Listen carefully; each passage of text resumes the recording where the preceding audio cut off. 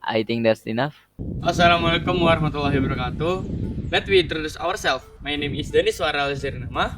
And my name is Muhammad Abil Aufa. And my name is Muhammad Malka Ifriskian, and you can call me Malka. But also we have one more member who's filming behind the camera, whose name is Delal Nijananda Nalifianto. Hi. You can call him Delal. And today we want to make a briquette from a charcoal waste that we have found under the building of Balera. The background of the research. Many people still rely on firewood and charcoal for cooking, which causes deforestation and pollution.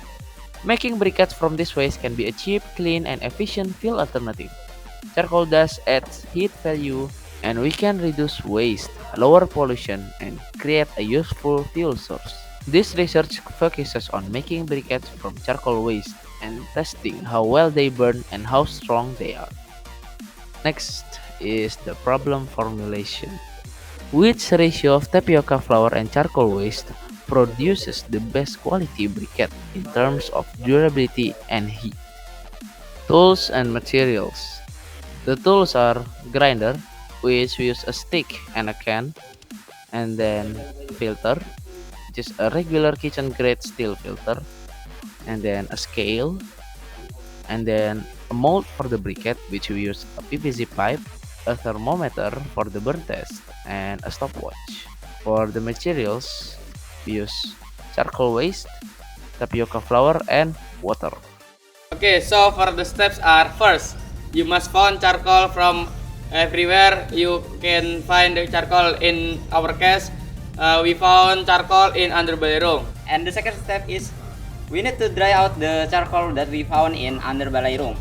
And the last step is we have to grind the dried charcoal. After that, we will prepare an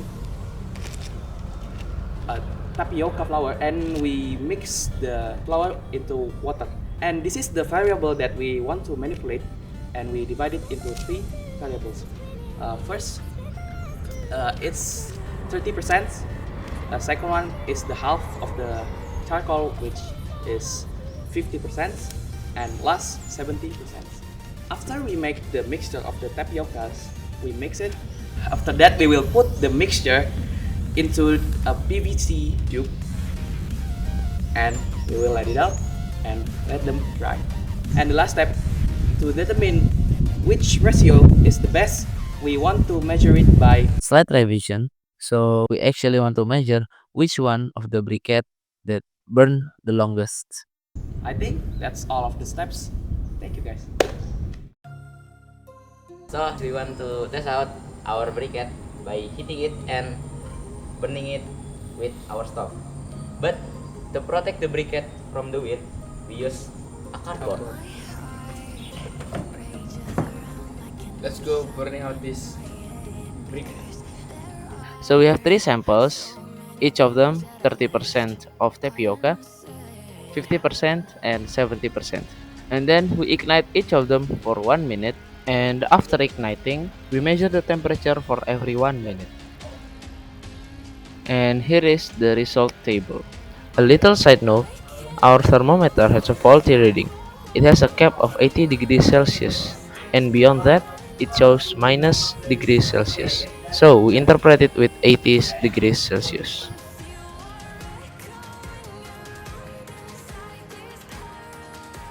The discussion. Two key experimental limitations must be highlighted. First, the thermometer used had a maximum reading of 80 degrees Celsius. Beyond that, it defaulted to negative values. So, the actual maximum temperatures of the briquette blends remain unknown. This ceiling effect prevents direct comparison of peak combustion efficiency among the 30%, 50%, and 70% samples. Second, although we attempted to shield the briquettes with a cardboard enclosure, this setup was neither airtight nor heat resistant. The thin cardboard allowed drafts to enter and even began to char in spots, resulting in the small temperature dips and oscillations observed around minutes 5 to 8. Consequently, our data are influenced by three main limitations. The first one was the thermometer ceiling effect. Second is the ineffective windbreak. The third one is a single replicate. Next is the recommendations for future experiments. Use a robust, higher range temperature sensor like a 0 to 200 degrees thermocouple or IR probe to record true peak and decay curves. Secondly, build a proper wind resistant chamber, such as a small metal box or insulated container with a removable heat proof lid to eliminate draft and prevent enclosure materials from burning. The third one, perform multiple replicates to obtain average values and standard deviations for peak temperature, burn duration, and energy output. By upgrading the measurement equipment, improving the enclosure, and increasing replication, we can accurately assess how tapioca content affects briquette performance and determine the optimal binder ratio. The conclusion. Tapioca binder clearly elevates briquette performance. Each blend soared to the 80-degree cap, outshining the 64 degrees Celsius peak of raw wood. Although our current setup with the 80 degrees Celsius thermometer limit and a flimsy cardboard shield masks the true peak and introduce variability, the dramatic improvement is undeniable. This hands-on experiment revealed not only the power of a humble food-grade binder to transform waste charcoal into efficient fuel, but also the importance of robust methodology, reminding us that simple innovations paired with careful measurement can drive real, scalable change. And hey, why not give those charcoal leftovers a second life? Mix, press, and fire up your own briquette for a cleaner, greener burn. I think that's all from us. Sorry for any mistakes. I'm Dennis. I'm Daryl I'm Nabil. and Malka. Thank you for watching us. Assalamualaikum warahmatullahi wabarakatuh. Wabarakatuh.